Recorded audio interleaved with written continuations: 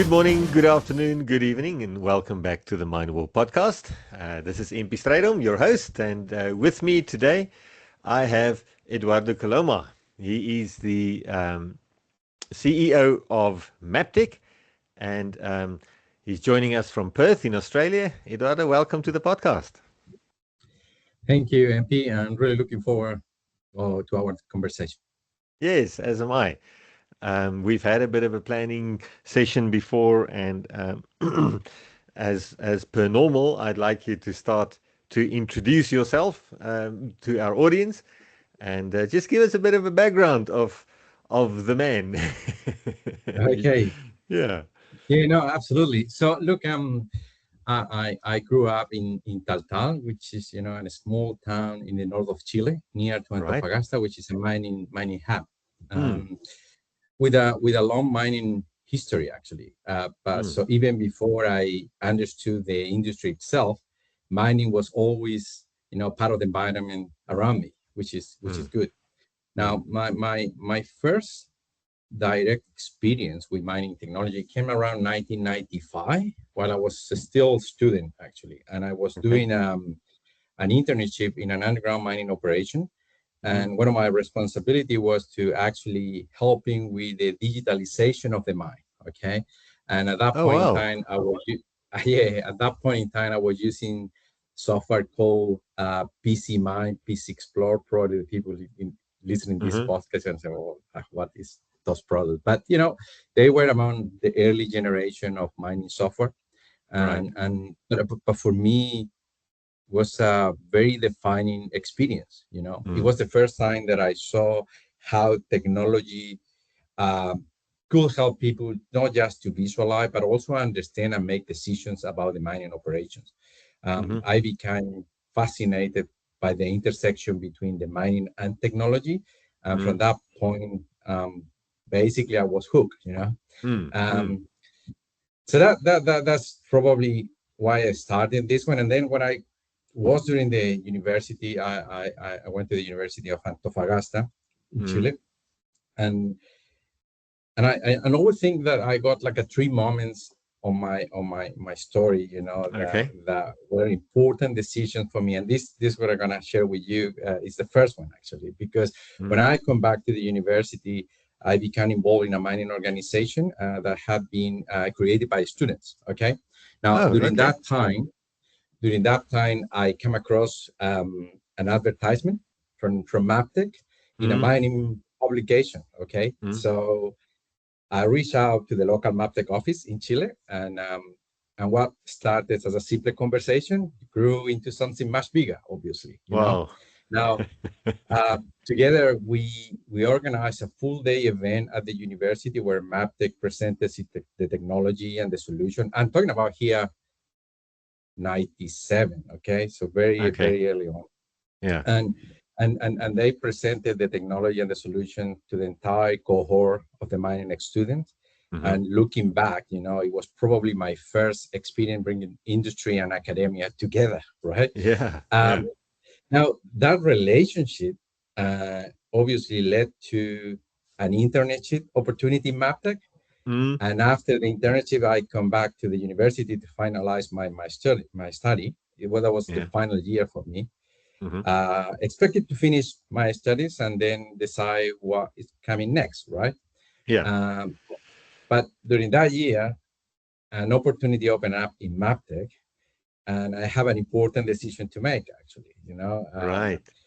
and now the company was incredible supportive by then, and we agree, in an arrangement that allowed me to travel and continue completing my degree at that point in time while I started doing my professional Yeah. career. Yeah. Now looking back, that decision changed basically the rest of my life. Wow. It Yeah, was because I mean, yeah, you've had what, 27, 30 at, years, what, at, out with. at that point I'm probably 24, actually 25. I can't remember, but yeah, around those years. But it was also fascinating because at that point in time, I'm talking now 98, it was fascinating because the mining industry in Chile was very different too. It was a Right. very significant investment in new mining project Mm, and tremendous growth across the sector at that point in mm, time. Mm. you know. But at the same time, the copper price, Chile is known by copper, Yeah. obviously, and when I'm talking about 98, the copper price was very, very low. You know, if I Oh, remember okay. correctly, that year was probably around 70, 75, 80 cents per pound, you know, Hmm. which is ridiculous. But that interesting thing, it was very, very clear for me because, you know, having technology wasn't really nice to have. It was something that actually can be make you more competitive, you know, and Mm. that struck in my mind for a long time. So so I started my career then in technical services, you know, and in many ways that was the way that real mining education that I had, because I often say that I learned more mining from people working on site rather than from Mm. the university. Um, you know, the engineer, the planners had decades of operational experience, and I understood the software. So together we actually worked really well and started to solve problems. You know, Okay. that combination allowed me to learn really quick, you know, or quickly, but Yeah. not only about mining itself, but about how technology create value when it's connected Hmm. to real operational challenges. Now, obviously, over time, I become increasingly involved actually in my planning, particularly in surface operation, all the aspect of it, my planning, optimization, scheduling, and Mm. those discipline fascinated me because, you know, they sit just right there in the intersection between technical analysis, operational execution, and business Mm. outcomes. Mm. So as the customer challenge evolved, you know, we develop new products or solutions in the company to Mm. support those workflows, which Mm. gave me the exposure to not only to software implementation per se, but also from a product development perspective, innovation, and finally leadership as well. You know, Mm. Mm. now it was another moment in my career, which was probably around 2007. Now, you Mm. know, which I reached another important crossroad there, because after I have spent building my career or technical expertise around being technical, a technical person, you know, I was considering how I going to continue developing professionally. And I Mm. had two paths there in front of me. You know, one was to actually go deep on the technical side of things and do a Mm. master degree, Mm. PhD, whatever, you know, or basically do trying to understand better the perspective of the business, you know, strategy Yeah. and leadership. Yeah. You know, I choose the second path. Okay, and I complete my MBA in the University of Adolfo Ibáñez in Chile, you Right. know, and that experience itself was really transformative for me as well because allowed me to be exposed with other industry, you know. Yeah. Yeah. So I found myself learning alongside people from finance, retail, manufacturing, whatever, you know. Mm. Mm. And that was very, very good for me because at the end of the day, no matter what industry you are, the problems or the underlying problem are pretty similar, you know, growth, Mm. innovation, leadership, chain management, a big one there, you know, Mm. because at the end of the day, everyone wants to create value for customers, you know. Mm. That experience was really good for me because it taught me the mining doesn't really had to solve every single challenge in isolation. You know, there are valuable Hmm. lessons from other industry that we can actually adapt and apply Okay. Yeah. to mining. Mm. You know, Was so it a so big that was that it a was the big thing second. for you to make that that decision to move from the technical specialist into a, let's call it a commercial or Business side. business Yes, generalist? yes, correct. And then and that was great. And then the third one, I told you that is three big decisions Oh, in my okay. life. And the third one was around 2012 when the Uh, opportunity popped up again in Maptek to move from Chile to Australia, you know, uh-huh. and that was at the right time. As a family, you know, was we were looking for something like that, a challenge Mm. like that, not just professional, but as a family as well. Mm. And yeah, we made the decision. We moved on to Australia, you know, to Perth, which I am at the moment, Mm. and we fit really well. You know, so I think these three moments define who I am really. You know, Yeah. Yeah. when I look back, you know, it's very interesting to think about. my journey started digitizing underground mines, with some of the earliest mining software available at that point in time. And today, we are probably going to be talking AI, cloud platform, connected workflow, whatever, It's interesting to see that the technology has changed dramatically, but the objective remained the same, which is, helping people to make better decisions. I think that's a very important thing. Yeah. I want to ask you a specific question about Maptek, because you've had the benefit of 30 years with the company now, or more or less. Yeah. The need in the industry changes over time. Sometimes it's more consulting driven, sometimes it's more technology driven, sometimes it's more solution driven, sometimes it's more specific technical, software driven and so on. How have you seen the company change over the past 30 years? I mean, is it still the same company that you joined, or was there really significant maybe moments in the company's history as you just explained in yours? I think as a company, one of the interesting things that the DNA is still the same. We're very focused as a company to solve customer problems and understand those business challenges very well before we actually put technology in front of it. Right. And I think that's one of the important things here. So although the company has evolved in terms of the product portfolio, in how we serve the customer and so on, the DNA still persists, and I think that's probably one of the things that is very strong here, and keep us with the clear north, and that's really good, because not many companies actually with 45 years. We're celebrating this year 45 years in the business. I saw on your website big 45, so congratulations with that. Thank you. And to be honest with you, it's quite remarkable for an independent company to be in the market, after 45 years, and with the Maptek, with the presence that we got in the market as well. So And now you were talking about the DNA of the company. How would you describe the DNA of Maptek? Well, we purpose, or where we want to be, is very clear. We want to change how mining is done. That's what we stand for.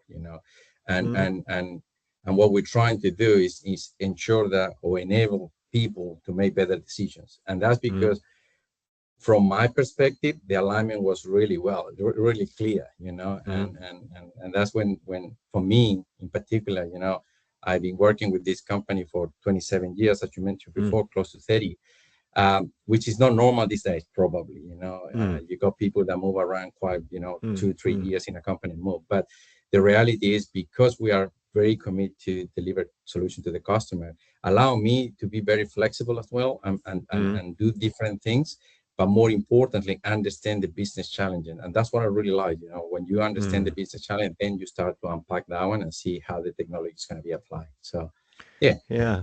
So if you say you want to, change the industry to make better decisions and so on, maybe this is the question that I normally ask kind of close to the end of the podcast, but let me throw that in right now and ask you. So if you succeeded and everyone had Maptek's solution suite, rolled out wall to wall in their mines, how do you think mines would be different? Yeah, so I think the key aspect of it is not one solution for everything. Okay, we are part of an ecosystem, a big ecosystem, and we need to be good citizens and trying to work between each other. Okay, right now, but at the same time, you need to be very clear in what is the value that you're providing with your set of products. And from that perspective, I think there are 3 pillars that I normally think about it from this perspective, how we are going to change the industry there. First of all, is increasing the confidence on the results, and all our efforts are in there, better tooling, that allow them people to better decision, but also faster decision, because in the way that we are actually connected now, there is too much data. You don't really need to collect more or get more application. What you really need is to make sure that this data that you are creating is fully integrated, that allows you to increase the confidence of the resources that you have. That's the first pillar. The second one is increase safety. Okay. Part of our product obviously are in that direction too, because that's an important thing. At the end of the day, mining is a business. It's a business that based on people, right? So you need to protect that. And the third one is the third pillar that I always think about, that is around increasing operational efficiency. And essentially what I'm trying to say there is the connection between the ore body modeling, and the production planning. Because at the end of the day, in the past, let's call it about 30 years ago, it was very verticalized. You got a very vertical, and every organization, every department uses specific tools, but the information flow between each other very slowly. Yeah. Now that's not the reality anymore, and for that perspective, we need to think about how we're going to change moving forward. Well, the integration, providing that integration and accelerate that decision-making process, is going to add value to the organization. Something that I find interesting when I look at your portfolio and is the combination that you have between a strong survey and set of products with your modeling and planning solutions in there. I mean, the connection with laser scanners and so on and so on. That's an interesting combination in the sense of it is not only software. How did that come about? Yeah, well, it's part of the diversification as well. At the end of the day, with the back 30 years ago, you got very established general mine planning package, and but the reach of those are limited, obviously, so a way for us to diversify the business and go more to operational sense is where, we took advantage of the LiDAR technology and introduced that one in our product portfolio. And yeah, you're right. One of the interesting things of Maptek is not just a software company. We got our manufacturing facility in Adelaide, where we actually built this terrestrial laser scanner, which is really interesting, and we continue to do that one after 25 years. So it's been quite amazing. The combination of that hardware and software is an interesting one because it's different cycles, right? Software, the way that, or I should say, the product life cycle of a software product and the product life cycle of a hardware product, it's not the same thing. So you may have you have to wrestle two beasts. The challenges are very different, yes, and the risk profile is very different too. You start to work with supply chains and all the stuff. It's challenging, but at the same time, it's very interesting, because it essentially, from a business perspective, require a lot of alignment, good communication, and trying to bring everyone together, because as you just said, are two different beasts there, but the integration of that one is really powerful as well. In fact, one of the things that we are working really hard at the moment is to have our release of the new scanner technology, which has the ability to stream data over the cloud as well. So that's when you bring those two different paths to the path that is going to be delivering value to the customer. And I think that's one of the things that we are pretty excited at the moment. So you've mentioned a few times now delivering value to the customer and so on, which I like, because it's not 100% product-led philosophy, Yeah. But maybe talk to me a little bit about how you've seen the problem domain shift in the industry. What do people ask for now that is different from what they asked for 10 years ago or 5 years ago, maybe even? Sure. Yeah.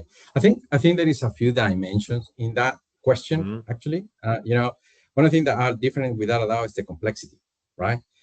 Mining has become increasingly complex, not just for the ore body, but the operation of the ore body as well, and how the society has been changing and reacting to the mining. So that complexity push you in a different direction. The second one is fragmentation.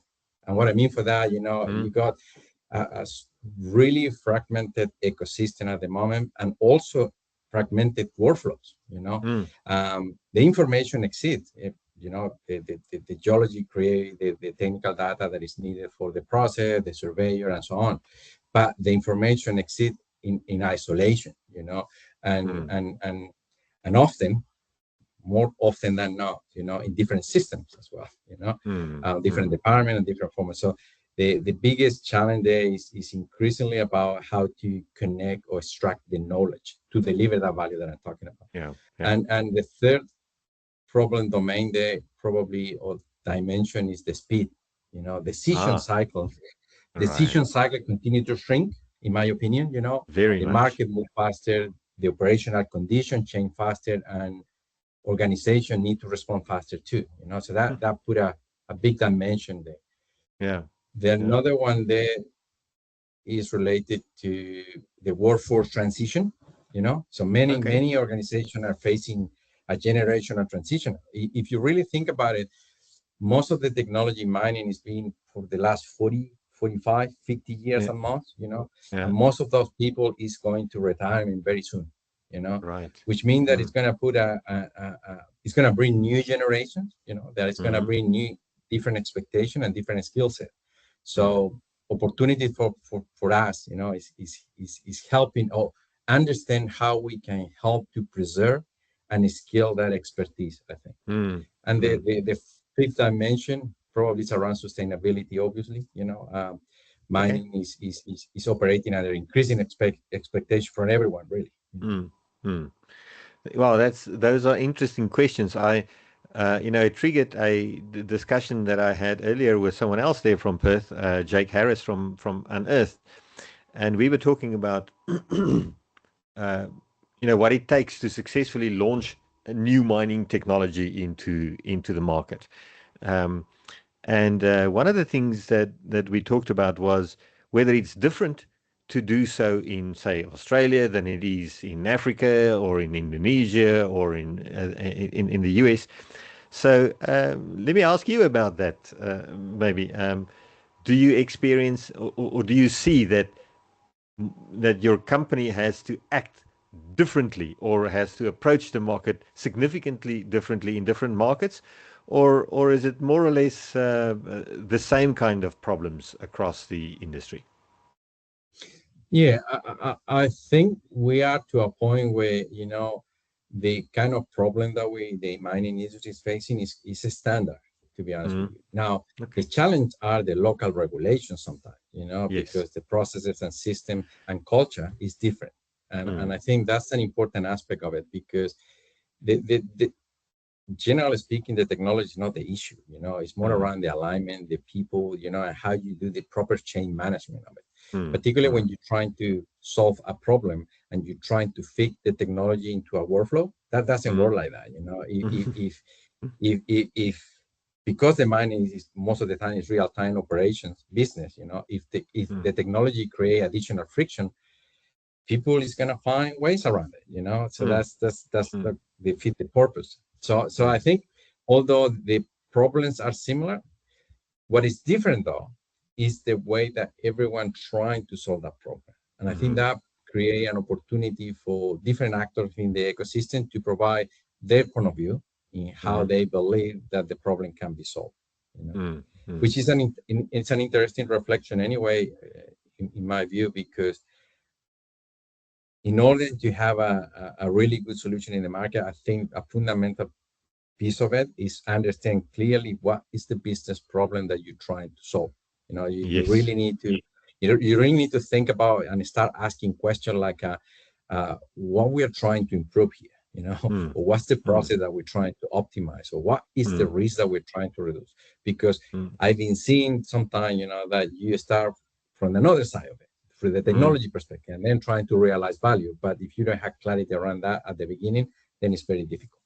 mm, mm. So, if you think of maybe some of the real successes that you've seen out there, um, what can you, what comes to mind if someone asks you what are some of the jewels in your crown with regards to successes that you think stands out for you? Um, Yeah, it's an interesting because it depends, in different factors. But for us, in the market that we serve, success is when your solution is being adopted in a production environment, and people can do the job. At the end Mm, of the day, what you're doing are tools, mm, to do something and get some value from it. But if the tool is not doing that, then you are obviously are failing. So mm, for us, it's really refreshing and see when the tools is being adopted and is being used in an operation, and more importantly, when things goes wrong, you can be there to support them. I think that's an yes. important aspect of it too, Mm, mm, because mm. technology can fail. That's not the issue. Yeah, it happens. But the important thing is how you react to that and how you help to get them back on track again. Mm, And I mm. think that's probably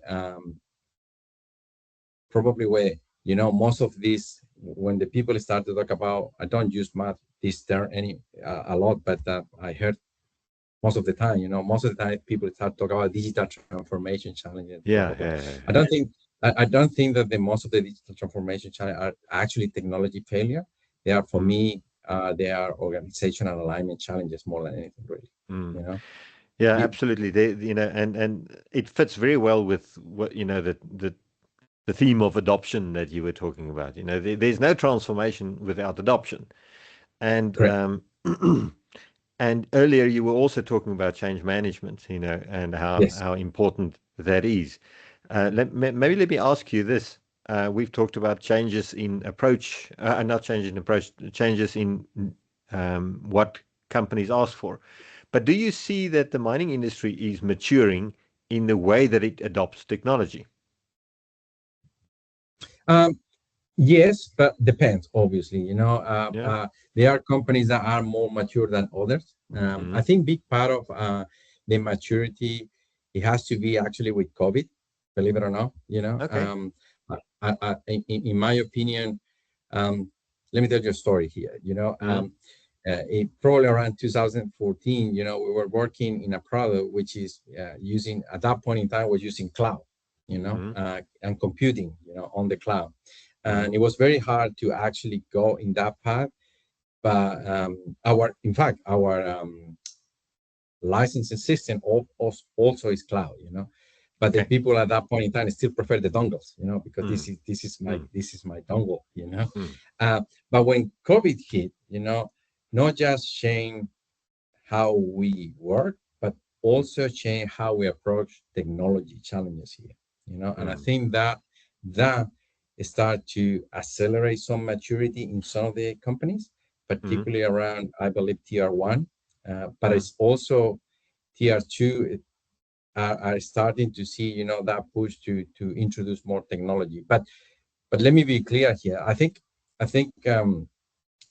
if you don't have clear business objective, or poor change management, or insufficient integration, or you are not understanding the human aspect of the adoption, Mm. probably we are gonna fail. You know, Mm. so I think Mm. those aspects of it are very important, and if you don't think that one carefully, no matter what you do, probably you are not gonna be successful in whatever aspect that you're trying to help. Yeah. Do you think that, given this higher trust of cloud-based solutions and higher capability there as well, that is typically in many industries a first enabler for software as a service kind of solutions. Do you see a move towards software as a service in the mining technology space as well? Yeah, I can see that. Although, um, again, it's a balance exercise, Mm, because, but I believe that, software as a service is actually very good for mining, particularly around, because allow you to scale up and down quite easily, and mm, as mining yes. is You as the cyclical, mine. Yeah. Correct, correct. So allow them, Huh. to actually adapt very nicely with the operational model as well. Mm, Obviously, there is work that need to be done in order to do that, but I don't have any doubt that is something that is very fit very well, with the business model of mining, really. Mm. I've never heard someone connect those two, but you're completely right. The as a service model gives you the ability to expand or contract a number of Correct. seats, etc., that you need, Correct. and some number of licenses. That makes perfect sense. So that's another kind of motivation for technology companies to start exploring the way that the offerings are packaged, right? Because packaging is That's as right. important as functioning. That's correct. That's correct. Yeah, Mm. and the another aspect on that is that you start to think about from a consumption perspective as well. Because Mm. as you are more clear in the value that you are delivering or the outcome that the customer is getting through your Yeah. solution, maybe there is an opportunity, to balance even better, the landscape between the supplier and the user, and Mm. actually start thinking about monetization in a different way. If Mm. you are getting Mm. value, then you're going to pay for that. Mm. And that's very challenging and probably controversial for a technological company saying that, but at the same time, put the balance in the right spot, because Mm. if you are a technology company and you are constantly delivering value, then it's fair that you get, you know, for that. But if you are Mm. not delivering value, why are you going to get paid for? Mm. So that is one of the aspects that I am particularly very interested in these days, particularly Mm. because as the technology is changing, I believe that the monetization model need to evolve. Mm. You know, Mm. It's that latches onto something that's very close to my heart. The whole okay, idea of measuring value. Um, okay, I actually recently launched a product called Be Verified that is all about that. Helping technology companies to formulate and then have verified with the customer the specific production value or return on ah, investment or yep, improvement in drilling but yep, specific mining value that has been yep, unlocked by your product and then have that certified because without delivering value, if you think of maybe just quickly on the differences between different product packaging approach. If you are selling a perpetual license, then it's all about new yes, sales. If you are selling software as a service, it is all about churn, and whether or not you're going to be able to keep people sticking to you. And there's no keeping or no stickiness in the solution if you don't show that you deliver value. agree. And delivering value is not the same as delivering function. No, not at all, Yeah. not at all. Yes, agree, agree. I think that's a good reflection there, and I think one of the aspects that we've been working from some time on actually is, normally you hear companies that they got this an strategy that is land and expand, you know, Yes. Mm. uh, land and expand, and it's very familiar. I believe that that strategy is missing a very important piece of it, Yeah. and for me is land, adopt, and expand, because Yeah. without adoption you are not going to be able to expand anything really, and Yeah. that adoption piece is super important and require a lot of change management as well that I was referring Mm. before, Mm. because without that, no matter what you do, expansion and churn, it's going to happen. It's Yeah. not going to You're happen right. expansion, and probably it's going to happen churn. Yeah. So the piece that is missed in those strategy is the adoption. And I think that's an important distinction. Mm. That's good. Uh, Eduardo, unfortunately, I cannot believe how quickly time goes, but we're out of time for our discussion. So I want to land the discussion. I always landed by bringing it back to you and asking you maybe a little bit about yourself. We talked earlier about the difference in culture between Australia and Latin America, specifically Chile and so on. Um, uh, what do you do to to kind of relax when you're not working? What keeps you sane? Yeah, yeah. I must admit that first of all, you have to switch off, okay? But it's very Yeah, difficult. It's very difficult to do it, okay? Particularly yeah, when you are working in a global company, it's difficult. I made a commitment with myself and my family to actually Mm-hmm. execute that, and I've been Hmm. successfully doing that. Yeah. So yeah, and what I do to switch off, or is all around reading a lot. Okay. But I read everything. Mm-hmm. I'm very curious person. You know, um, and whatever I got in my hands, I'm gonna read it. And Mm-hmm. that's probably something that I got from my days of the MBA, but also when I'm traveling, because you got a lot of time. Um, Mm-hmm. so that's one of the things that I do a lot in my free time. Mm-hmm. I also spend a lot of time with my family, and I really like to have some walks with my wife. We work a lot outside. I think that's an important aspect of it. Allow me Mm-hmm. to really switch off and Mm-hmm. start to interact with the environment. Mm-hmm. No matter where you are, if you walk, you have a really good walk, a daily walk. That's going to Mm-hmm. help you to clean your mind as well. So yeah, I am very curious person. I like to learn a lot, anything that is out there, not just mining, because I really believe, that no matter how much experience we have, there is Mm-hmm. always something new to learn, and I think that's an Mm-hmm. important aspect of it.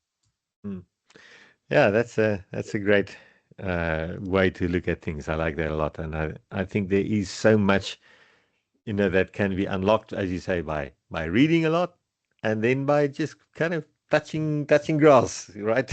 That's it. Just That's it. getting It's out very there. simple actually, but Yeah, but but it's very difficult to. Sometimes it's very difficult to make the time to do it, but you have to. You have. yeah, yeah. Just thank you so much for joining us on MineWarp, and all the best with Maptek and its new endeavors. It's, as I said, I find it really exciting and interesting when companies that have been around for a long time kind of continuously re-innovate and rediscover themselves and focus on value. And thank you also for the role that you're playing in the industry there. Well, thank you very much for having me.